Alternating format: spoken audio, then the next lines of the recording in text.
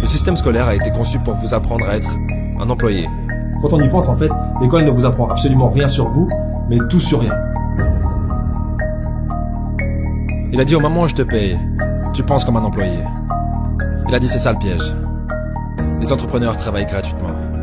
Donc la différence fondamentale entre un employé et un entrepreneur, c'est que l'employé a une mentalité d'individualiste, alors que l'entrepreneur a une mentalité collective. Si vous êtes pauvre, vous serez toujours pauvre. C'est transmis génétiquement. C'est ça la chose effrayante. Est-ce que les gens riches grincent des dents et disent « Ne leur dites pas, Oui, Robert ». oui. Ne dis pas aux gens ce que tu sais. Laisse les pauvres. Dans cet épisode avec Robert Kiyosaki, l'auteur du livre Père riche, Père pauvre, vous allez découvrir comment est-ce que les riches deviennent de plus en plus riches et pourquoi est-ce que les pauvres ont malheureusement beaucoup de chances de le rester. C'est parti.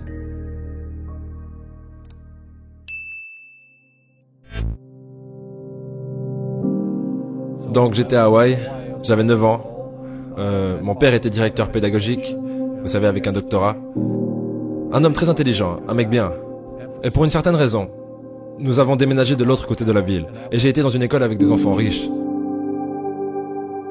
Quand soudainement, j'ai réalisé que j'étais pauvre parce que c'est relatif. Vous savez, comme Einstein l'a dit, tout est relatif. Et donc je me souviens lever la main quand j'avais 9 ans, en parlant à ma professeure de CM1. J'ai dit, quand est-ce qu'on va apprendre des choses sur l'argent? Et elle a dit, on n'enseigne pas l'argent à l'école. Et j'ai dit, pourquoi pas? Et elle ne pouvait pas me répondre. Elle est devenue très frustrée. Elle a dit, assieds-toi, prends ta place. Parce que le système scolaire ne vous apprendra jamais rien à propos de l'argent. Le système scolaire a été conçu pour vous apprendre à être un employé. Ce qui est important, ou un docteur, ou un avocat, un spécialiste. Mais jamais des choses au sujet de l'argent. Et ensuite, je suis devenu curieux. J'ai dit, pourquoi est-ce qu'on n'apprend rien sur l'argent? Elle a dit, va demander à ton père, c'est mon patron. Mon père était le directeur pédagogique. Je rentre à la maison et je lui demande, donc pourquoi est-ce qu'on n'apprend rien sur l'argent à l'école? Et il m'a regardé et il m'a dit, parce que le gouvernement ne nous laisse pas enseigner cette matière. Le gouvernement nous dit ce que nous pouvons enseigner et ce que nous ne pouvons pas enseigner. Si tu veux apprendre des choses sur l'argent, pourquoi est-ce que tu ne vas pas demander au père de ton meilleur ami des choses à ce sujet? Parce que le père de Mike est un entrepreneur. Et j'ai dit, qu'est-ce que tu es toi? Il a dit, je suis un employé. Je suis un employé du gouvernement. Il a dit, la différence c'est qu'un entrepreneur doit connaître l'argent. Ou alors il n'est plus entrepreneur. Et il a dit, un employé n'a rien à connaître sur l'argent. Parce que le gouvernement s'en occupera et l'entreprise s'en occupera. Donc, ça a été la fin de mes années d'école parce que je comprenais ce qu'est un faux professeur. Un faux professeur est quelqu'un qui veut juste un travail. Et ils enseigneraient n'importe quoi. Vous savez, ils enseigneraient comment cirer des chaussures si vous les payez plus. Mais ils ne savent pas vraiment ce qu'ils enseignent. Et dans la vie, l'une des choses que je suggère aux gens, vous devez trouver un vrai professeur plutôt qu'un faux professeur. Et un faux professeur, c'est quelqu'un qui ne fait pas ce qu'il enseigne. Et un vrai professeur fait ce qu'il enseigne tous les jours. Donc mon comptable, mon avocat sont là-dedans tous les jours. Et c'est comme ça que j'ai appris. Parce que chaque jour, je résous des problèmes dans mon business. Deux choses importantes que l'école ne vous apprend pas. La première, Robert Kiyosaki vient de le dire, on vous apprend rien sur l'argent. Et le peu qu'on vous apprend en réalité, c'est des choses qui sont totalement fausses. En tout cas, qui portent à confusion. On vous dit qu'un actif, ça peut être votre maison, si vous l'avez acheté. Mais en vrai, si vous achetez une maison, vous remboursez une dette, vous payez des intérêts et vous payez des assurances. Donc tous les mois, de l'argent sort de votre poche. Et selon le concept du livre Père riche, Père pauvre, un actif, c'est quelque chose qui met de l'argent dans votre poche. Et un passif, c'est quelque chose qui prend de l'argent dans votre poche. Donc ça veut dire que si vous achetez une maison mais que vous payez des intérêts tous les mois, c'est un passif. Donc j'imagine que pour la plupart d'entre vous, votre seul, entre guillemets, actif, c'est votre salaire. Mais si on y réfléchit bien, c'est aussi un passif sur un élément très important, ce qui est votre temps. Parce que vous pouvez gagner toujours plus d'argent, mais vous ne pouvez pas récupérer votre temps. Et lorsque vous travaillez dans un job que vous aimez pas, pour un salaire, ok, vous avez un actif, ce salaire, mais vous avez un gros passif sur votre temps. Et ça, c'est quelque chose à comprendre, je pense, parce que c'est ce qui m'a motivé personnellement à créer des assets, des actifs, à côté de mon asset qui était mon salaire. La deuxième chose que l'école ne vous apprend pas, c'est apprendre à apprendre. Quand on y pense, en fait, l'école ne vous apprend absolument rien sur vous, mais tout sur rien. Moi, c'est ce que je ressens.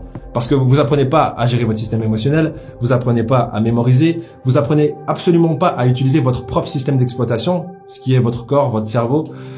Et du coup, c'est assez aberrant. Comment est-ce qu'on pourrait faire un bon travail en tant qu'individu si on se connaît pas? Et du coup, l'école devra répondre à cette question. Mais malheureusement, j'ai pas encore de bonnes propositions à faire, donc on va juste continuer le débat. Donc la deuxième chose que l'école ne vous apprend pas, c'est apprendre à apprendre. Lorsque vous apprenez, en fait, vous êtes gavé d'informations théoriques, mais que vous ne passez pas à la pratique, en fait, on ne vous apprend pas à faire des choses, on vous apprend à être un théoricien. Et ça, c'est un réel problème, parce que l'école n'est pas là pour créer uniquement des profs, mais aussi des gens qui peuvent créer de nouvelles choses et résoudre des problèmes qui n'ont pas encore été résolus. Donc, une astuce, parce qu'on n'est pas là seulement pour se plaindre. Lorsque vous apprenez à faire du surf, vous lisez un livre, comment faire du surf. C'est important d'après d'aller faire du surf. Sinon, ça sert à rien. Ça, c'est logique. Mais si vous apprenez quelque chose que vous pouvez pas tout de suite pratiquer, ça arrive assez souvent. Dans ce cas-là, je vous recommande de jouer le rôle du prof. C'est-à-dire, une fois que vous avez appris quelque chose, allez l'apprendre à quelqu'un. Ce qui vous permettra d'intégrer, en fait, l'idée que vous savez ce que vous apprenez. Et du coup, vous le savez mieux. Donc j'étais ce gamin, complètement confus. Mais j'ai suivi le conseil de mon père et je suis lentement allé au bureau du père de Mike. Et finalement, avec de la persévérance, mon père riche a commencé à m'enseigner des choses sur l'argent, à une condition. Et cette condition, c'était qu'il ne me paierait jamais. Il a dit au moment où je te paye, tu penses comme un employé. Il a dit c'est ça le piège. Les entrepreneurs travaillent gratuitement. Mais vous savez, malheureusement, les pauvres, comme ça l'était dans la Bible, je ne suis pas vraiment religieux, mais les pauvres seront toujours parmi nous. Parce que ça commence là-haut. C'est dans leurs mots. Et les mots deviennent de la chair. Parce que les riches, les pauvres, la classe moyenne, la pauvreté commence par une attitude fondamentale. Mais quand ils disent « je ne peux pas me le payer » ou « je ne peux pas faire ça », ils s'enfoncent. Ils deviennent ce qu'ils disent. Les gens pauvres disent « je ne peux pas me le payer, je ne peux pas faire ça, je n'ai pas le temps ». Parce que c'est une échappatoire. C'est une échappatoire. Vous voyez ce que je veux dire? C'est plus facile de dire « je ne peux pas me le payer » ou « je suis trop fatigué, je ne peux pas aller à la salle ». Quand vous savez que vous pouvez aller à la salle. Mais non, je ne peux pas. C'est vrai. Et votre père riche disait quoi? Au lieu de « je ne peux pas me le payer ». Comment est-ce que je pourrais me le permettre? Comment je peux faire ça? Vous savez, qu'est-ce que ça demanderait? Ou pourquoi est-ce que je devrais faire ça? Il dit, une question ouvre l'esprit. Une affirmation ferme l'esprit. Donc vous voyez, quand vous dites « je ne peux pas me le permettre », votre esprit se ferme. Et vous devenez ce que vous dites. Vous savez, les gens disent « eh bien l'argent n'est pas vraiment important pour moi ». Alors, si l'argent n'est pas important pour vous, l'argent n'est pas important pour vous. Je veux dire, tu vois ce que je veux dire? Je m'en fiche de l'argent. L'argent s'en fiche de toi. Vous savez, les mots deviennent de la chair. Oh, je ne serai jamais riche. Ou le préféré, les riches sont égoïstes. Ce sont les pauvres qui sont égoïstes. Si vous y pensez. Parce que pour être riche, vous devez donner quelque chose. Je dois produire des livres ou des jeux. J'achète des biens immobiliers, je fournis des logements. Je crée des emplois et tout ça. C'est pour ça que je suis riche. Mais les gens égoïstes ne produisent rien. Oh non, ce sont les riches qui sont égoïstes. La pauvreté est transmise. Elle est enseignée dans les familles. Et la classe moyenne est enseignée dans les familles. Et donc, les gens là maintenant, qui sont assis à la maison, qui luttent financièrement et sont inquiets à propos de l'argent, ou juste malheureux, ils gagnent peut-être beaucoup d'argent mais sont juste malheureux de faire ce qu'ils font. Ça vous a probablement été enseigné. Vous savez, votre ego a été éduqué.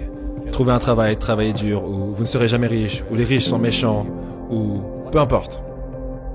Et avant que vous changiez votre état d'esprit, l'argent ne vous aidera pas. C'est juste. Et on voit ça avec les gens qui gagnent à la loterie. Les gens qui gagnent plus d'argent, ils ont toujours les mêmes problèmes. Ouais. Parce qu'ils ont cette âme d'homme pauvre. Exact. Si vous êtes pauvre, vous serez toujours pauvre. C'est vraiment difficile pour les gens de le comprendre. Oui, l'argent disparaîtra aussi vite que ça. Juste comme la plupart des athlètes professionnels, vous savez, ils gagnent des millions de dollars. Et quoi, 65% d'entre eux sont en faillite 5 ans plus tard. C'est parce qu'ils viennent de familles pauvres. Maintenant, vous leur dites ça, et elles sont très en colère contre vous. C'est la faute des riches. Vous m'avez dépouillé. Le gouvernement m'a dépouillé. Mais malheureusement, ce que M. Lipton disait, c'est transmis génétiquement. C'est ça la chose effrayante. Comparons rapidement la différence de mentalité entre la mentalité d'un employé et d'un entrepreneur. D'ailleurs, il n'y a pas de critique ou de jugement. C'est juste des mentalités différentes. Et je trouve que c'est bien de savoir dans quel cas on se trouve pour pouvoir se déplacer ou apprécier l'endroit où on est en pleine conscience. Donc, l'employé dit que l'argent ne fait pas le bonheur, mais joue quand même à la loterie et travaille principalement pour son salaire. Et apporte en fin de compte de la valeur uniquement à son entreprise, qui elle apporte de la valeur à sa clientèle. Ce qui est quand même minime. Du coup, ça peut être récompensé par un salaire, mais ça va pas pouvoir être extraordinaire. Tandis qu'un entrepreneur, lui, pense à la création de valeur. Donc il pense d'abord aux autres, puis obtient des revenus par rapport à sa capacité concrète, donc pas théorique, à apporter de la valeur sur le marché et à résoudre des problèmes pour ses clients. En plus de ça, Lorsqu'il grandit, il offre de l'emploi. Donc la différence fondamentale entre un employé et un entrepreneur, c'est que l'employé a une mentalité d'individualiste, alors que l'entrepreneur a une mentalité collective. Vous savez, j'ai eu de la malchance aussi. J'ai eu des crises financières. J'ai eu des gens qui m'ont poignardé dans le dos. Mais tout va bien parce que j'ai grandi de ça. Et c'est ça la spiritualité. Vous savez, les gens qui ont peur de faire des erreurs, comme ils l'enseignent à l'école, ils n'ont pas de croissance. Vos deux premiers business. Le business de porte-monnaie était au top et a échoué. Ouais. Et le suivant était au top et a échoué. Mais vous ne seriez jamais arrivés ici Si tu n'avais pas échoué. sans ces, entre guillemets, mauvais événements. Devrait-on arrêter d'utiliser ce mot mauvais? Oui, chaque fois. Non, chaque fois que j'ai échoué, c'était genre, bien, ok, qu'est-ce que j'ai appris? Et les gens en général, la raison pour laquelle ils sont pauvres, c'est parce qu'ils n'ont pas échoué. Vous savez, ils jouent tellement à la sécurité. Ils n'ont fait aucune erreur, comme ils l'ont appris à l'école. Ça veut dire qu'ils n'apprennent rien. C'est pour ça que le système scolaire est en fait fondamentalement corrompu. Il est anti-éducation. D'accord. Ne faites pas d'erreur et ne demandez pas d'aide. Et si je n'avais pas demandé de l'aide, vous savez, j'ai mes comptables, mes avocats, mes banquiers et tout ça. Tu sais, je rentre dans le business comme une équipe de rugby.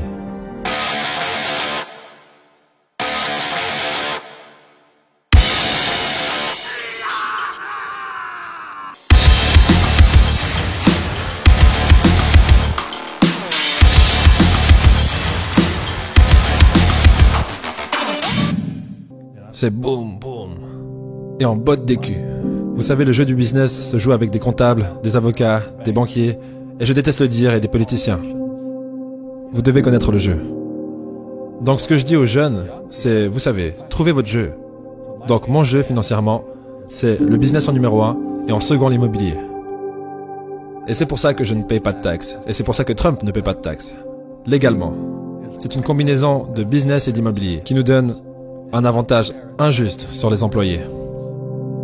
Vous savez, Einstein a dit que l'imagination est plus importante que la connaissance. Mais la connaissance renforce l'imagination. Et c'est ce dont la plupart des gens manquent. C'est de la vraie connaissance du business. Comme la comptabilité. Vous savez, comme les dettes, comme les taxes. Vous devez connaître ces choses, mais ils ne l'enseignent pas à l'école, à personne. Donc aujourd'hui, quand les gens me demandent ce que je fais, ils me connaissent en tant que l'auteur de Père riche, Père pauvre.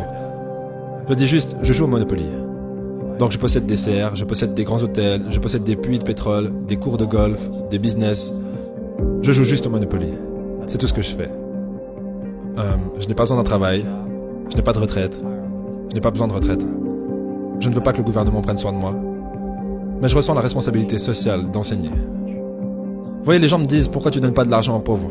Le seul problème avec ça, c'est que ça crée plus de pauvres. Donne un poisson à un homme et il pêche, il mange un jour. Ouais, vous donnez un poisson à un homme, et vous avez beaucoup de gens qui veulent plus de poissons. Mais vous leur apprenez à pêcher. Est-ce que les gens riches grincent des dents et disent « Ne leur dites pas, Robert ». Oui, ne dis pas aux gens ce que tu sais. Laisse les pauvres. On va tout de suite voir ensemble les étapes d'employé à millionnaire, voire milliardaire. Mais avant ça, je vous propose le livre de Robert Kiyosaki, Le cadran du cash flow.